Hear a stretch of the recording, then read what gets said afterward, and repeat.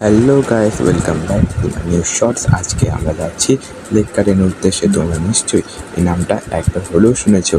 যারা আমার চ্যানেলে নতুন এসেছো আজকে, তারা আমার চ্যানেলটাকে সাবস্ক্রাইব করে নাও, যাতে পরে কারণ আমার এরকম নতুন নতুন ভিডিও তোমরা দেখতে পারো।